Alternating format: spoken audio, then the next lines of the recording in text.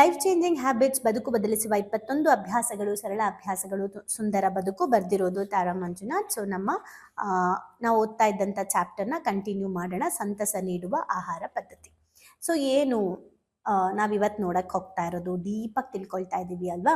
So ಜೀವಂತ ಉದಾಹರಣೆ, ಒಬ್ಬ ಸನ್ಯಾಸಿಯ ಸರಳವಾದ ಆಹಾರ ಪದ್ಧತಿ ಬಗ್ಗೆ ತಿಳ್ಕೊಳ್ಳೋಣ. ಎಕ್ಸಾಂಪಲ್, ಸದ್ಗುರುಗಳನ್ನ ಅವರು ದಿನವಿಡೀ ಚೈತನ್ಯದಿಂದ ಇದ್ದೀರಾ, ಹೆಂಗೆ ನೀವು ಇಷ್ಟು ಎನರ್ಜೆಟಿಕ್ ಆಗಿದ್ದೀರಾ ಅಂತ ಅವ್ರನ್ನ ಇಂಟರ್ವ್ಯೂ ಅಲ್ಲಿ ಕೇಳಿದಾಗ ಅವ್ರು ಹೇಳ್ತಾರೆ, ಜೀವಂತವಾಗಿರುವ ಪ್ರಾಣ ಇರುವ ಹಲವು ದಿನಗಳಿಂದ ಸಾಯದಿರುವ ಆಹಾರವನ್ನ ಸೇವಿಸ್ತೀನಿ ಅಂತ. ಅಂದ್ರೆ ಸತ್ತೋಗಿರೋದನ್ನ ತಿನ್ನಲ್ಲ, ಬದುಕಿರೋದನ್ನ ತಿಂತೀನಿ, ಅದಕ್ಕೆ ನಾನು ಬದುಕಿದ್ದೀನಿ ಅಂತ ಒಂದು ಡೈಲಾಗ್ ಹೇಳ್ತಾರೆ. ಸದ್ಗುರು ಡೈಲಾಗ್ಸ್ ಗೊತ್ತಲ್ವಾ. ಅವರು ಸಾತ್ವಿಕ ಆಹಾರದ ಬಗ್ಗೆ ಇದನ್ನ ಒತ್ತಿ ಹೇಳ್ತಾರೆ. ನೈಸರ್ಗಿಕವಾದ ಸಸ್ಯ ಆಧಾರಿತ ಜೀರ್ಣಿಸಿಕೊಳ್ಳಲು ಸುಲಭವಾಗಿರುವಂತಹ ಆಹಾರ.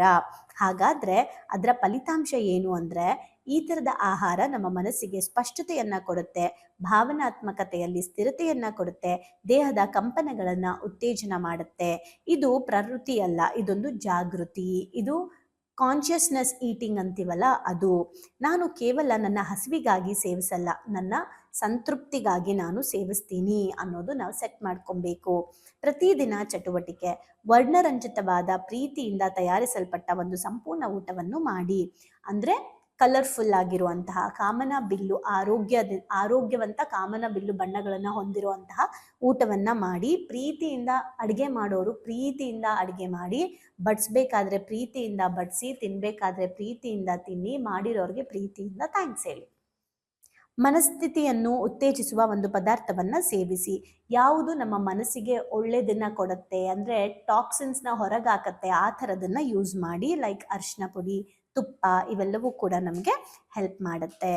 ಊಟ ಮಾಡುವ ಮೊದಲು ಈ ಥರ ಹೇಳ್ಕೊಳ್ಳಿ. ಊಟ ಮಾಡಕ್ ಮುಂಚೆ ಈ ಥರ ಒಂದು ಅಫರ್ಮೇಷನ್ ಮಾಡಿ. ಅದೇನಂದ್ರೆ, ಈ ಆಹಾರವು ನನ್ನ ದೇಹವನ್ನ ಗುಣಪಡಿಸುತ್ತದೆ ಮತ್ತು ನನ್ನ ಚೈತನ್ಯವನ್ನ ಉನ್ನತೀಕರಿಸುತ್ತದೆ. ನಾನು ತಿಂತಾ ಇರುವಂತ ಆಹಾರ ನನ್ನ ದೇಹಕ್ಕೆ ಹೀಲಿಂಗ್ ಆಗುತ್ತೆ ಆ್ಯಂಡ್ ನನ್ನ ಚೈತನ್ಯವನ್ನ ಹೆಚ್ಚು ಮಾಡುತ್ತೆ ಅಂತ ನೀವು ಅಫರ್ಮೇಷನ್ ಮಾಡ್ಕೊಳ್ಳಿ. ನಾನು ತಿನ್ನುವ ಆಹಾರವು ಒಂದು ಉಡುಗೊರೆ ಎಂದು ಭಾವಿಸುತ್ತೇವೆ. ನಾವು ತಿನ್ನೋ ಆಹಾರ ಕೂಡ ಒಂದು ಗಿಫ್ಟ್ ಅಂತ ಭಾವಿಸ್ಕೊಂಡು ತಿನ್ನಿ. ಇದರ ಮೂಲಕ ನಾನು ನನ್ನ ದೇಹ ಮತ್ತು ಮನಸ್ಸು ಎರಡನ್ನೂ ಪೋಷಿಸ್ತೀನಿ ಅಂತ ಸೆಟ್ ಮಾಡ್ಕೊಳ್ಳಿ.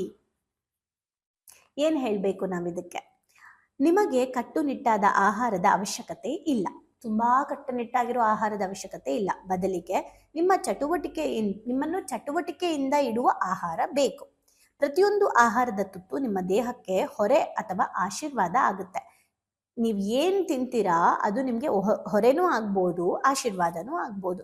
ಯಾಕಂದ್ರೆ ಇಂದು ನೀವು ನಿಮ್ಮ ದೇಹಕ್ಕೆ ಏನ್ ನೀಡ್ತಾ ಇದ್ದೀರಾ ಅದೇ ನಿಮ್ಮ ಭವಿಷ್ಯವನ್ನ ನಿರ್ಮಿಸುತ್ತದೆ. ಈ ಅರಿವಿನಿಂದ ಊಟ ಮಾಡಿದಾಗ ನಿಮ್ಮ ಜೀವನವನ್ನ ಹೆಚ್ಚು ಚೈತನ್ಯದಿಂದ ನೀವು ಕಲಿತೀರಾ, ಅಂದ್ರೆ ಚೆನ್ನಾಗಿ ನೀವು ನಿಭಾಯಿಸ್ತೀರಾ. ಇದರಿಂದ ಸಂತೃಪ್ತಿ ಎಂಬುದು ನಿಮ್ಗೆ ನೈಸರ್ಗಿಕವಾಗಿ ಬರುತ್ತೆ, ಬಲವಂತದಿಂದ ಅಲ್ಲ. ಸೊ ಇದರಿಂದ ಏನು ಕಲಿಕೆ, ಅಳವಡಿಕೆ? ನಾನು ಚಿಕ್ಕವಳಿದ್ದಾಗಿಂದ ಸಿಕ್ಕಾಪಟ್ಟೆ ಜಂಕ್ ಫುಡ್ ತಿಂತಾ ಇದ್ದಿದ್ದನ್ನ ನಾನು ಆಲ್ಮೋಸ್ಟ್ ತುಂಬ ಸಲ ಹೇಳಿದ್ದೀನಿ. ನನಗೋಸ್ಕರನೇ ಒಂದು ಬೇಕ್ರಿಯಲ್ಲಿ ಒಂದು ಬೊಕ್ಕು ಕೂಡ ಇದ್ಬಿಡ್ತು, ಆ ಲೆವೆಲಿಗೆ ತಿಂತಿದ್ದೆ ನಾನು. ಸೊ ಅದೇ ನನ್ನ ಆಹಾರ ಆಗಿತ್ತು. ಆದರೆ ಇದರಿಂದ ನನಗೆ 2 ಬಾರಿ ಆಪ್ರೇಷನ್ ಆಗಿದೆ. ಸೊ ನಾನು ನೋಡಿ ಲೇಖಕರು ಬರ್ದಿರೋದು ಥರ ಓದ್ತಾ ಇದ್ದೀನಿ. ಓಕೆ, ಸೊ ನನಗೆ 2 ಸಲ ಆಪ್ರೇಷನ್ ಆಗಿತ್ತು, ಹೇಳಿದ್ದೀನಿ ನಾನು. 2 ಟೈಮ್ಸ್ ಆಪ್ರೇಷನ್ ಆಗಿತ್ತು. ಕರಳು ಏನು ಹೇಳ್ತಾರೆ, ಕರಳು ಆರೋಗ್ಯವಾಗಿರಬೇಕು, ಮೆದುಳು ಆರೋಗ್ಯವಾಗಿರೋಕ್ಕೆ ಅನ್ನೋಕ್ಕೆ ನನಗೆ ಕಾನ್ಷಿಯಸ್ನೆಸ್ ಇರಲಿಲ್ಲ. ತುಂಬ ದಿನ ಕೋಮಾ ಹೋಗಿದ್ದೆ ICU ಅಲ್ಲಿ. ಯಾಕೆ ಅಂದರೆ ನನ್ನ ಕರಳು ಹೋಲಾಗಿ ಊಟ ಹೊರಗಡೆ ಬಂದ್ಬಿಟ್ಟಿತ್ತು. ಸೊ ಕಸ ಹೊರಗಡೆ ಬಂದ್ಬಿಟ್ಟಿತ್ತು, ಊಟ ಅಲ್ಲ. ಸೊ ಅದೆಲ್ಲ ಪ್ರಾಬ್ಲಮ್ ಆಗಿತ್ತು, ಹೊಟ್ಟೆಯಲ್ಲಿ ಹರಡ್ಕೊಂಡು. ಯಾಕಂದರೆ ಬೇಡವಾಗಿರುವ ಆಹಾರಗಳನ್ನು ತಿಂದು ಹೊಟ್ಟೆಯಲ್ಲಿ ಹುಳಗಳು ಹೆಚ್ಚಾಗಿ ಕರಳಿನಲ್ಲಿ ಹುಳಗಳು ಡೆವಲಪ್ ಆಗಿಬಿಟ್ಟಿತ್ತು. ಓಕೆ, ಸೊ ಹಾಗಾಗಿ 2 ಸಲ ಆಪ್ರೇಷನ್ ಆಗಿತ್ತು. ಜಸ್ಟ್ ಬಿಕಾಸ್ ಆಫ್ ಆಹಾರ ಪದ್ಧತಿ. ನಾನೇ ಹೇಳ್ತಾ ಇರೋದು. ಓಕೆ, ಸೊ ಬೇರೆ ಯಾರ್ದು ನಾನು ನಿಮ್ಗೆ ಹೇಳ್ತಾ ಇಲ್ಲ, ನಂದೇ ಹೇಳ್ತಾ ಇದ್ದೀನಿ. ಸೊ ಮಕ್ಕಳಿಗೆ ದಯವಿಟ್ಟು ಅತಿಯಾಗಿ ಜಂಕ್ ಫುಡ್ಸ್ನ ಕೊಡಬೇಡಿ ಆ್ಯಂಡ್ ತುಂಬ ಜಂಕ್ ಫುಡ್ಸ್ ಅಡಿಕ್ಟ್ ಮಾಡಿಸ್ಬೇಡಿ. ಸೊ 2 ಸಲ ಆಪ್ರೇಷನ್ ಆಗಿತ್ತು ನನಗೆ. ಆದರೆ ಸುಮಾರು 10 ವರ್ಷದಿಂದ ನಾನು ನನ್ನ ಆಹಾರ ಮತ್ತು ದೇಹದ ಮೇಲೆ ಗಮನ ಕೊಡ್ತಾ ಇದ್ದೀನಿ. ಸಿ ಆಹಾರ ದೇಹ ಎರಡರ ಮೇಲೆ ಗಮನ ಕೊಡ್ತಾ ಇದ್ದೀನಿ ಆ್ಯಂಡ್ ಅದನ್ನು ನಾನು ಪ್ರೀತಿಯಿಂದ ನೋಡ್ಕೊಳ್ತಾ ಇದ್ದೀನಿ. ದೈಹಿಕವಾಗಿ, ಮಾನಸಿಕವಾಗಿ, ಭಾವನಾತ್ಮಕವಾಗಿ, ಆಧ್ಯಾತ್ಮಿಕವಾಗಿ ನಾನು ಇವತ್ತು ಆರೋಗ್ಯವಾಗಿದ್ದೀನಿ. ಆರೋಗ್ಯ ತರಬೇತಿ ನೀಡ್ತಾ ಇದ್ದೀನಿ. ತಿಂಗಳಿಗೆ ಒಮ್ಮೆ ನನ್ನ ಮಗುವಿಗೆ ಜಂಕ್ ಫುಡ್ಡೇ ಆಚರಿಸ್ತೀನಿ. ಆರೋಗ್ಯವಂತ ಆಹಾರ ಅನ್ನೋದನ್ನು ಈಗ ನನ್ನಲ್ಲೂ ನನ್ನ ಮಗನಲ್ಲೂ ತುಂಬಿದೆ. ಸಿ ಮಕ್ಕಳಿಗೆ ನಾನು ಇದನ್ನು ಏನೇ ಹೇಳ್ಕೊಟ್ರು ಯಾರಾದರೂ ಬಂದು ಅದು ಇದು ತೋರಿಸಿ ಕೊಟ್ಬಿಟ್ರೆ ಪಾಪ ಅಟ್ರಾಕ್ಟ್ ಆಗಿಬಿಡುತ್ತೆ. ನಾನು ಲವ್ ಮಾಕ್ಟೆಲ್ 3 ಮೂವಿ ನೋಡ್ಕೊಂಡು ಬಂದು ಆ ಮೂವಿ ನೋಡ್ಬೇಕಾದ್ರೆ ನಂಗೆ ಅನ್ನಿಸ್ತಾ ಇತ್ತು, ಅವನೇನು ಬೆಳೆಸ್ತಾ ಇರ್ತಾನೆ ಮಗುನ. ಅದು ನನಗೆ ಒಂದ್ಸಲ ಅನಿಸ್ತು ಏನಪ್ಪ ಅಂತ. ಯಾಕೆ ಅಂದರೆ ಏನು ಹೇಳ್ತಾರೆ, ಅದು ಹೇಗಿತ್ತು ಅಂತಂದರೆ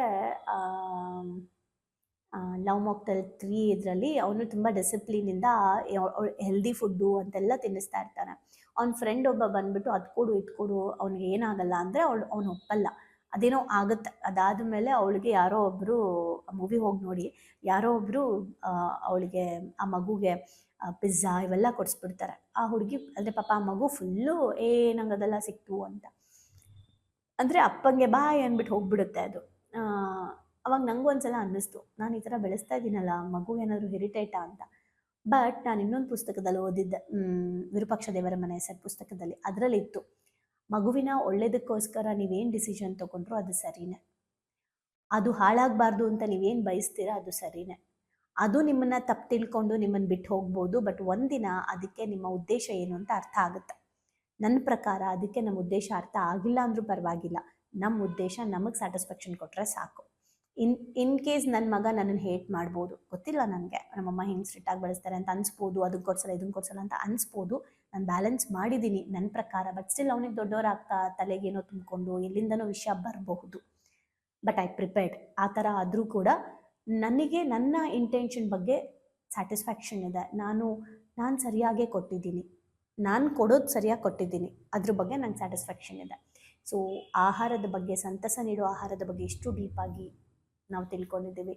ಸೊ ಹೋಪ್ ನಿಮಗೆ ಈ ಚಾಪ್ಟರ್ ಏನು ಅನ್ನಿಸ್ತು. ಇವತ್ತಿಂದ ಯಾರು ನಿಮ್ಮ ಲೈಫಲ್ಲಿ ನೀವು ಡಿಸಿಷನ್ ತೊಗೊಳ್ತೀರಾ, ತಿಂಗಳಲ್ಲಿ 1 ದಿನ ಮಾತ್ರ ಜಂಕ್ ಫುಡ್ಡೇ, ಅಥವಾ ನೀವೇನು ಡಿಸಿಷನ್ ತೊಗೊಳ್ತೀರಾ. ಇವತ್ತು ಈ ವಿಡಿಯೋ ಮುಗೀತಲ್ವ, ಕೂತ್ಕೊಂಡು ಯೋಚನೆ ಮಾಡಿ, ನಾನು ಇವತ್ತಿಂದ ಜಂಕ್ ಫುಡ್ಡು ತಿಂಗಳಿಗೆ 1 ದಿನ ತೊಗೊಳ್ತೀನಿ, ಟೀ ಬಿಡ್ತೀನಿ, ಅಥವಾ ಸಕ್ಕರೆ ಸ್ಟಾಪ್ ಮಾಡ್ತೀನಿ, ಅಥವಾ ನಾನು 1 ಟೈಮ್ ಕುಡಿತೀನಿ, ಅಥವಾ ಬೆಲ್ಲ ಯೂಸ್ ಮಾಡ್ತೀನಿ. ಏನೇನಿದೆ ನೋಡಿ ಹೆಲ್ತ್ದು ಅದೆಲ್ಲ ಸ್ವಲ್ಪ ಲಿಸ್ಟ್ ಮಾಡಿಬಿಟ್ಟು ಕಮೆಂಟ್ ಹಾಕಿ. ದಟ್ ಮೀನ್ಸ್ ನೀವು ಕಮೆಂಟ್ ಹಾಕ್ತಾ ಇರೋದು ಬರೀ ಯೂಟ್ಯೂಬ್ಗೆ ಮಾತ್ರ ಅಲ್ಲ, ನಿಮ್ಮ ಮನಸ್ಸಿಗೆ ನೀವು ಹೇಳ್ತೀರಾ, ಅದನ್ನು ನಾನು ಓದ್ತೀನಿ. ಸೊ ನನಗೂ ಒಂದು ಭರವಸೆ ಬರುತ್ತೆ, ಇಷ್ಟು ಜನ ಹೆಲ್ತನ್ನು ಕಾಪಾಡ್ಕೊಳ್ಳೋಕ್ಕೆ ರೆಡಿ ಇದ್ದೀರಾ ಅಂತ. ಚೆನ್ನಾಗಿರಿ, ಹೆಲ್ದಿ ಆಗಿರಿ. ತುಂಬ ಅನುಭವಿಸಿದ್ದೀನಿ ನಾನು ಹೆಲ್ತಲ್ಲಿ, ಸಿಕ್ಕಾಪಟ್ಟೆ ಅನುಭವಿಸಿದ್ದೀನಿ ಆರೋಗ್ಯದಲ್ಲಿ. ಬರೀ ಅದು ಒಂದೇ ಅಲ್ಲ, 1.5 ವರ್ಷ ಹಾಸ್ಪಿಟಲೈಸ್ ಆಗಿದ್ದೆ. ಸೊ ದಯವಿಟ್ಟು ಚೆನ್ನಾಗಿರಿ, ಹೆಲ್ದಿ ಆಗಿರಿ. ಏನು ಅನ್ನಿಸ್ತು ಕಮೆಂಟ್ ಮಾಡಿ. Thank you.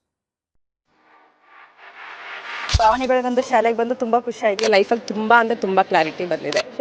ತುಂಬಾನೇ ಬದಲಾವಣೆ ಆಗಿದೆ. ನಂಗೆ ತುಂಬಾ ಖುಷಿ ಇದೆ ನಾನು ಇಲ್ಲಿಗೆ ಬಂದಿರೋದು. ನನಗೆ ತುಂಬಾ ಖುಷಿ ಆಗ್ತದೆ. ಪ್ರತಿಯೊಂದಕ್ಕೂ ಸ್ಫೂರ್ತಿ ಸಿಕ್ಕಿದೆ, ನೆಮ್ಮದಿ ಸಿಕ್ಕಿದೆ. ಒನ್ ವರ್ಡಲ್ಲಿ ಹೇಳ್ಬೇಕಂದ್ರೆ ಇಟ್ ಈಸ್ ಅಲ್ಟಿಮೇಟ್.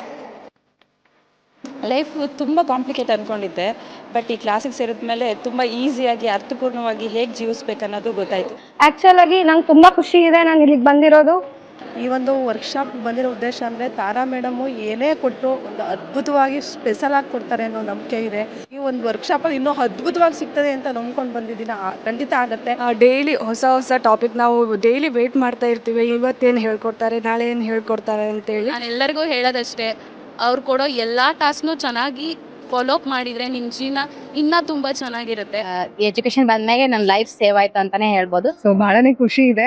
ನಮ್ಮನ್ನ ನಾವು ಟ್ರಾನ್ಸ್ಫಾರ್ಮ್ ಮಾಡ್ಕೊಂಡು ಈ ಹ್ಯಾಬಿಟ್ಸ್ ಎಲ್ಲ ನಾವು ಇನ್ಸ್ಟಾಲ್ ಮಾಡ್ಕೊಂಡ್ರೆ ನಮ್ಮ ಲೈಫ್ ಖಂಡಿತವಾಗ್ಲೂ ಸಕ್ಸಸ್ಫುಲ್ ಆಗುತ್ತೆ ಅಂತ ಅಂದ್ಬಿಟ್ಟು. ಸೊ ನಿಮ್ಮ ಲೈಫ್ ಚೇಂಜಿಂಗ್ ಟ್ರಾನ್ಸ್ಫಾರ್ಮೇಶನ್ ಅಂತ ಅಂದ್ರೆ ಇದಕ್ಕೆ emo gym is the most and main ಕಾರಣ ಅಂತಾನೆ ಹೇಳ್ತೀನಿ. ಎಕ್ಸ್ಪ್ರೆಸ್ ಮಾಡ್ಬೇಕಂದ್ರೆ ಒಂದು ವರ್ಡ್ ಅದು ಭಾಳ ಚಿಕ್ಕದಾಗತ್ತೆ.